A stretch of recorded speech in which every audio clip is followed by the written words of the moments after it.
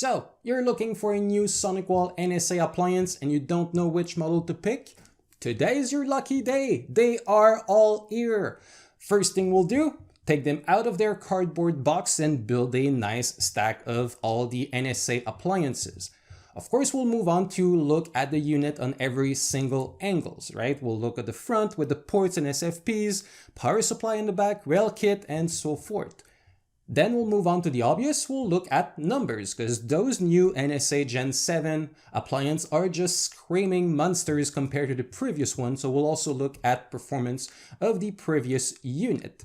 Then I want to do a quick touch on the new SonicWall OS and its UI for Gen 7. And I want to do two demos and two topics. The first one being HA, high availability, because if you are looking at a unit of that size, chances are you'll be interested in going with HA unit, especially the way SonicWall license it. Actually, I should say the way SonicWall does not license it, which I love and everybody likes it. It's a one-time fee. So spoiler alert, one-time fee for HA, no renewal, no renewal for nothing on the HA. People just love it. And the second thing I want to talk about is SD-WAN. Everyone I speak to, they've heard of SD-WAN. Most of them don't really know what it does, and it's a free feature in the firewall. So great feature to use. It could really help your business to achieve better performance, more efficiency if you have multiple WAN interfaces. So more on that later. And I'll finish with sizing. Many customers I speak to, they already have a SonicWall firewall, for instance, the 3600 I have here. And of course, they're tempted to go from 3600 to 3700, which is the direct replacement, which of course make total sense. But things have changed in the 7 years that they've been running this unit. Something, yes, the cloud. The cloud showed up in the past several years, and more recently, work from home appeared and is here to stay.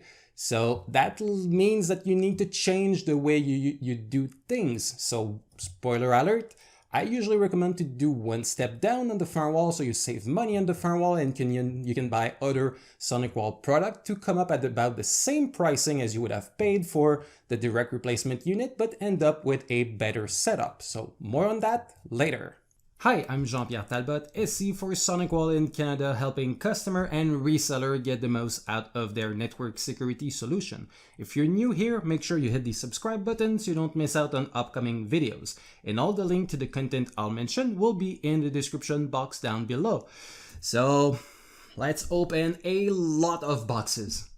Okay, so let's start with the biggest unit first. So I'll just move everything on the side. That is a lot of boxes. So first unit to open is the 6700. So we do have a rail kit here. Next, we have that same packaging that every single firewall will have. And that little box include a network cable, a console cable, make sure to keep it because the pinout is not standard. And there is also obviously the power cable. So every single unit have those three cables included. And of course, the next item is the unit itself. So that one is not in a plastic wrap because I already unboxed it first, but every single unit you have will be wrapped into plastic. So then I'll just move fast forward on everything. So now let's open the 6700 as its rail kit as well. And now the 4700.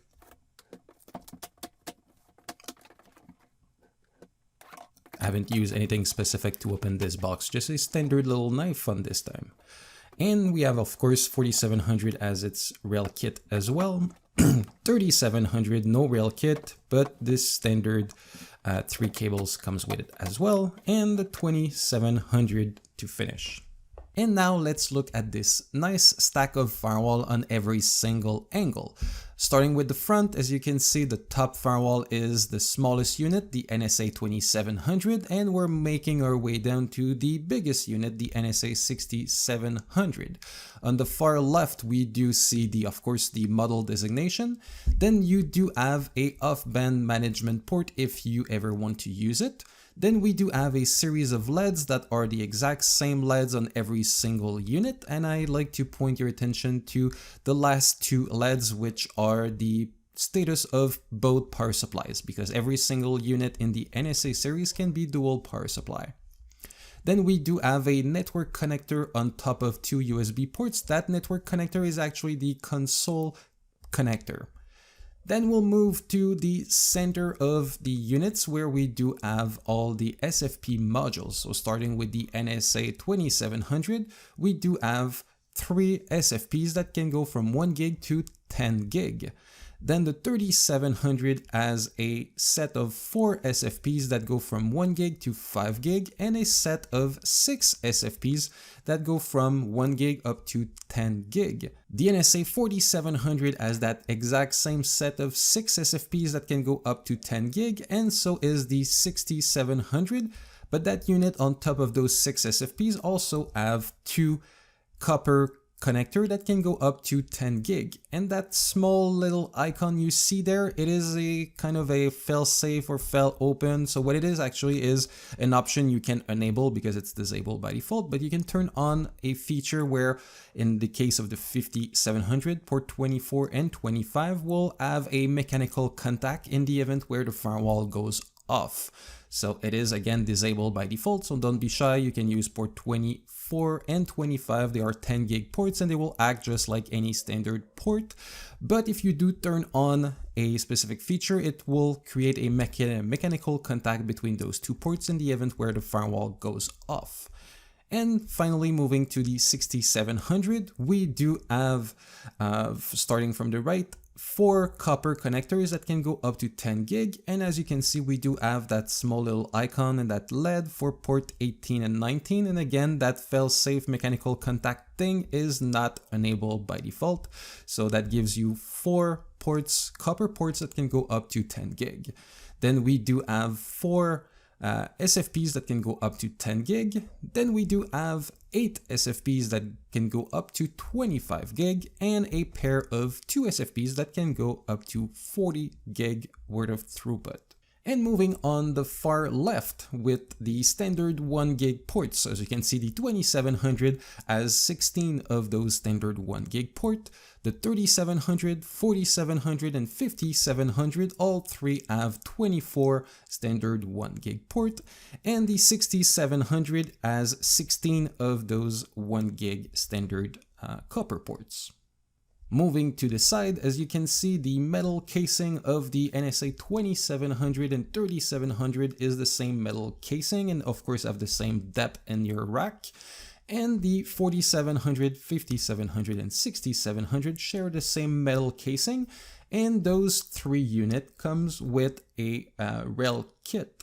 Moving to the back, the 2700 and 3700 are again the same metal casing, and you see that they both come with 1 power supply, and if you want you can buy a second power supply so that both units will be dual power supply. The same goes for the bottom 3 unit, 4700, 5700, and 6700. They have their own set of power supply, and it is the same power supply for all 3 units. And on top of this, if you are running a Gen 6.5 firewall like a 4650, 5650, and 6650, the power supply you have in those is the exact same power supply in the new Gen 7 NSAs, the 4700 and up here. So if you are, for instance, moving from a 4650 to a 4700, you can recycle the power supply you had on your old unit and put it into your new NSa 4700, for instance. Then we do see fans. As you can see, fans on the 2700 and 3700 are not swappable, but they are swappable on the 4700 and up. So it's a small thumb screw and you just take that fan unit out of there. And on the far left, you do have a expansion module bay, and obviously it is empty from the factory, otherwise it couldn't be called a expansion bay. And it also has storage there in the event where you do want to put more storage in the firewall. And moving on to datasheet of those brand new NSa firewalls. So I'll start with the first number into firewall VPN performance. I'm not going to read every single number. I'll put it on the screen, but I'll just go through the different numbers and what they mean, right? So firewall inspection throughput. That is inspection without any security services. So no security services at all. just raw throughput. So firewall will inspect only the IP header, source IP, destination IP, and the port. That's it. So generally speaking, it is not something I recommend to consider much. But there are use cases where it is important. For instance, I keep dwelling over network segregation. I believe it is key for network security. And one way of doing it, it would be to have your backup server on a dedicated interface of the firewall and do access rules where no one can access the backup server and only the backup server can start accessing different servers at a given time where backup starts. Because if you have your backup server in one big network where everything is, and you get a ransomware, well, the ransomware is going to encrypt everything and your backup server as well. So you're pretty much in deep trouble. But if you have the backup server in a different interface and the LAN does not have access to the backup, then yes, files get encrypted, but not the backup server. So you're less in trouble. So the backup server is a good example where firewall inspection throughput would be useful, right? Because you don't want the backup server, the traffic of the backup server to be inspected, and maybe that IPS will trigger and say, oh, I don't like this part of the database that you're backing up, and remove a part of the database. That means your backup database would be corrupted and unrestorable and unusable. So that's a good example for use of pure firewall throughput. But generally speaking, the number I tell people to look at is threat prevention throughput. This is the throughput with every single services all turn on all at the same time. So that's usually what you want, right? Otherwise you would just buy a switch which with ACL access list and that would be it. But today's firewall required to inspect the data stream in the packet to find out IPS signature viruses and all those different bad things we don't want. So threat prevention throughput is the number you want to consider, because you want to consider inspecting all traffic to and from the internet, but also what people call east and west traffic. So that's between different network inside your firewall. Like I mentioned, your backup server can be in a different network, but what I also recommend is to find out what is in your company that brings all the money. For instance, if you do bread, you have machines that mix water and flour and oven and what's not. So that is your money-making network. So you may want to isolate that network and inspect every traffic going in and out of there with all security services to make sure nothing bad happened to it. So that's another example where inspecting traffic is also useful in between internal subnets in your network. Then you have application inspection throughput, IPS, and anti-malware. Those are numbers for a specific security feature. The other one I would like you to pay attention is TLS SSL inspection. So this is the throughput the firewall will be able to do on only encrypted traffic, where we will decrypt the traffic, inspect it with every single security services all turn on all at the same time, and re-encrypt that traffic and let it go. So that is the throughput you will get. Then maximum connection SPI. SPI stands for stateful packet inspection. That one is tied to firewall inspection throughput. So that is the amount of connection you can get without any inspection. Max DPI SSL, of course, that's the amount of concurrent connection you can do with TLS inspection throughput that you have here. And maximum connection DPI, DPI stands for deep packet inspection. That is the maximum of connection you can have at the same time. That is tied to threat prevention throughput. Next one we have is site-to-site VPN. So the amount of site-to-site VPN you can do. And here we do have max VPN client. I will touch on VPN later, because remember in the intro I said that in sizing I usually recommend you downsize a bit and use other product to come up at a similar price but having a better security posture. So VPN is part of it, because work from home showed up lately. I don't know why it started March 13 of last year for us here in Quebec. No clue what happened. That's a very long Friday the 13th, by the way. Next topic is to compare the new Gen 7 firewall to the previous generation. So I'll show Gen 7, 6.5, 6, and generation 5. So we'll go back quite in time. And I'm not going to explain and tell and read every single number for every single firewalls, because I'll probably show like 20 firewalls in there. So I'm just going to roll the different comparison. But generally speaking, performance have been increased 2-3 times compared to the previous generation. And there is even some metric that have been increased by 10 times. The one that comes in mind is HTTPS inspection, right? If you go back 10 years ago, HTTPS inspection was not much a thing because you could go on eBay, for instance. I remember that eBay was all HTTP, not encrypted. You could bid on stuff and it was all clear text. But the moment you won something and you put your credit card information, then that was HTTPS. And once you sent your credit card information, you were off HTTPS. So the need for HTTPS was very, very small. It was a very small fraction of the time you were on HTTPS and everything else was HTTP. Nowadays, everything is HTTPS. Even the weather network is HTTPS because it is crucial to securely transmit the information that today is cloudy right now.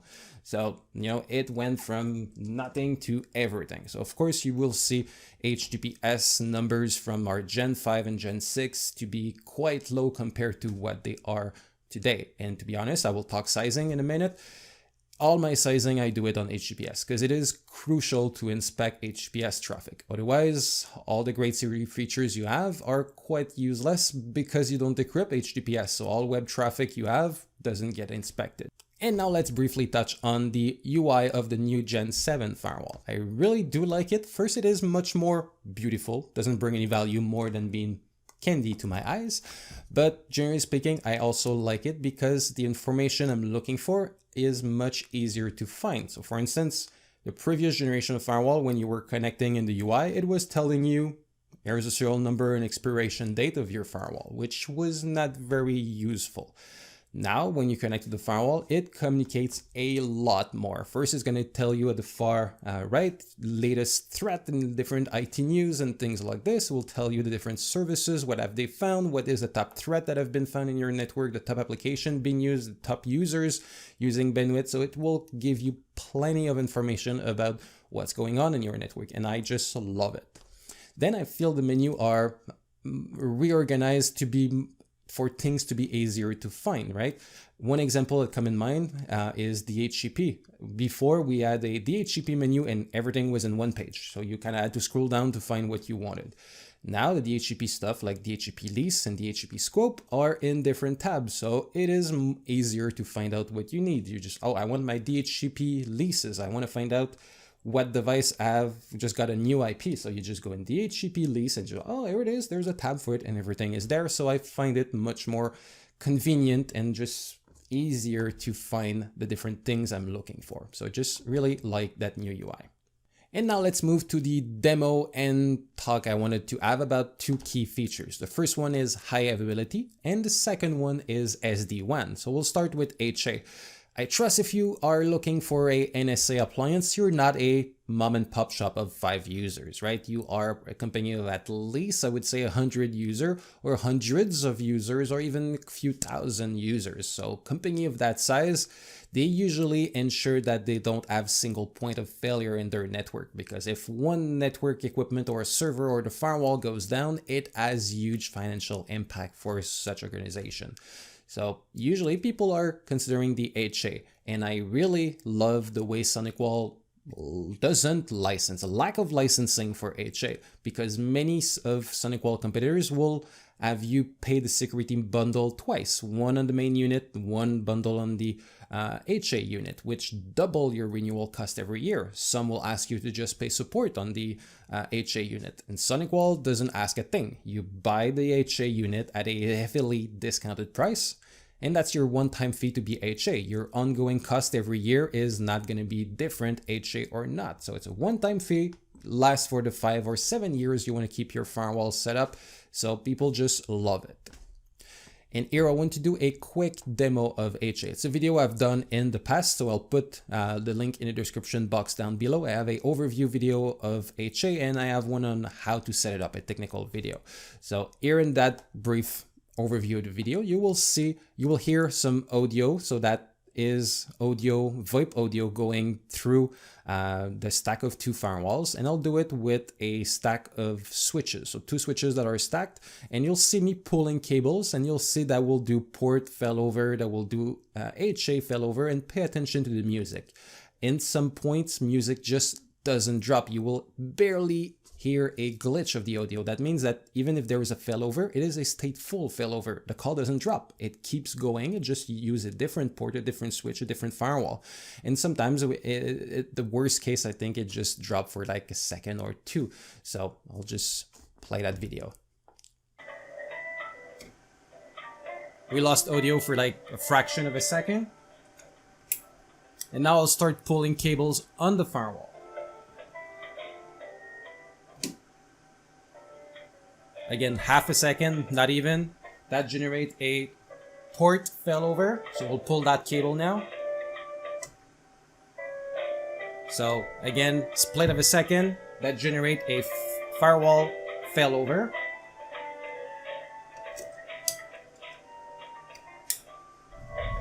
Next, we'll pull power on a switch. We'll wait for the music to come back.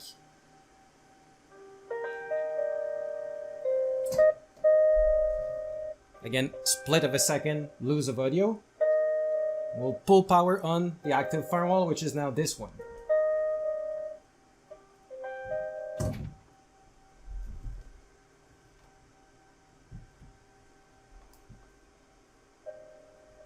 So that one was maybe 2 seconds. So see, the call kept going. So even if there is a failover, things will keep going in your network and people will barely notice. So I just love it, especially if the firewall fell at 2 in the morning. You just stay in your bed like if nothing happened. No one will tell you. You'll get in the office at 8 in the morning and you'll be like, oh, look at that. One of the firewall is dead. So I love it. It's just fully transparent and it is not licensed. And next demo that I want to do is SD-WAN, because way too many times I call customer and they tell me something in the lines of, yes, I've heard SD-WAN. I have no clue what it does, but I've heard that term. So figured I could take a few minutes to explain what it does, especially because it is licensed the same way as HA. So there is no license. There is no renewal cost every year to get SD-WAN from SonicWall. It's part of the box. So I see mainly two use cases for SD-WAN. The first one is to have multiple internet lines and to be able to tell the firewall to use the best internet line for specific traffic. The example I'll use is Microsoft Teams, because one thing that is very important, a fast internet line doesn't mean it's a quick one, right? And Microsoft Teams, like many other applications like VoIP, does not only require bandwidth, it requires a bit of bandwidth, right? Teams to have video does not require 300 meg of throughput, right? It doesn't require huge bandwidth. But Microsoft on their website, they provided guidance of maximum latency, jitter, and packet loss for optimal operation of Teams. So it is something very important that your fastest internet line may not be the quickest and the most suited for Teams. So that's something SonicWall with SD-WAN can help. So you can tell the firewall, generally speaking, hey, you firewall, when you find Microsoft Teams traffic, ensure you send it on the internet line that has a latency, jitter, and packet loss that match the minimum requirement of Microsoft. So if one day your fastest internet line is still working, but is working very poorly, well, the firewall is not going to do a failover because that line is not failed. It's poorly working, but it's still working, right? So that's where SD-WAN will come into play. We'll say, well, you know what? Today at 10 a.m., that internet line is working very poorly and it does not qualify anymore for Microsoft Teams. So then we will send internet traffic to that other internet line, which has the latency, jitter, and packet loss that Microsoft recommend for Teams. So that is something I would strongly recommend to use if you have multiple internet lines, because it's free and it will ensure that traffic will meet the requirement that they have to run at their best, right? So that's key. The other one, I will play a small video on this one that I did. I'll put a link to the full video. But what I have is a VoIP call going through a VPN. So at both ends of the tunnel, I do have a firewall. I have two internet lines. So I've built two VPN and a VoIP phone on both ends. And I am playing on old music from the other phone. And then I will look at which VPN is used for my audio stream, and then I will increase the latency on that link, where SD-WAN will kick in and say, well, that VPN does not qualify anymore for VoIP, and will reroute my VoIP traffic to the second VPN. So I'll just play the video, but pay attention to the music. You will see it does not drop at all. So it is magic. Let's move it from 20 to 200. And now. As you can see, the VoIP traffic haven't glitched a single second or even cut. So my VoIP phone, my VoIP call remain active. And as you can see here now, everything moved to my VPN number 1. And the cool thing, we can also go back where I showed you where we can look which VPN qualifies, and we see VPN 2 doesn't qualify anymore, only VPN 1 qualify. And we can see my latency went through the roof at slightly over 400 because I've put 200, so 200 one way, 200 the other way. If you do the math, that's 400. So see, I love SD-WAN. First, it's free, so why not using it? And it can really help to make sure that everything run more smoothly, right? At the firewall, every second is reevaluating every link to make sure that they are the one that fit the traffic you want. And if something doesn't fit anymore, one line is not good enough or suited anymore for Teams or VoIP, it's just going to stop using it and move everything to a better internet line that you have. So that is great for business continuity and make sure everything works smooth. Next topic is the sizing. I decided to put this on the video because almost every single call that I do of someone running an older SonicWall looking to trade for the new Gen 7 NSa, the conversation pretty much always go the same way. Let's say they had the old NSa3700 like I have here. They bought this, I don't know, 7 years ago. And well, things have changed in 7 years, right? Like I mentioned at the beginning of the video, the cloud showed up and a pandemic showed up more recently. So many will just go, well, I had a 3600, I'll go with a 3700. Chances are you'll be fine, but we could do better. And what I usually, and pretty much always do, is tell the customer, well, I reevaluate their needs. So that's something I would advise. If you are looking at a NSa firewall, please contact your local SonicWall team and have a discussion with the SC and the sales team, find out what is best for your needs. But on my side, what I've realized talking to customer is very often we look at the firewall they had. We'll take the 3600 as an example.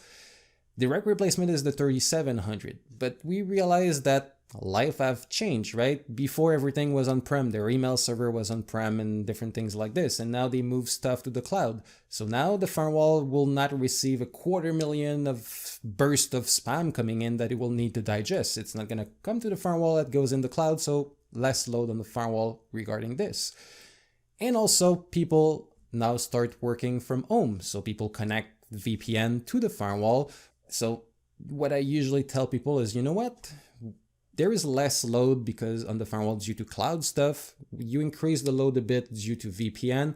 You know what we'll do? We'll take the VPN load away from the firewall. We'll put it on the SonicWall SMA appliance, and I've put a link in the description box down below on a video I've done on it. But what I like about that SMA thing is the fact that you can have a always on VPN. So picture this, you have your corporate laptops that usually are in your corporate network protected by all the cool network security stuff you do have.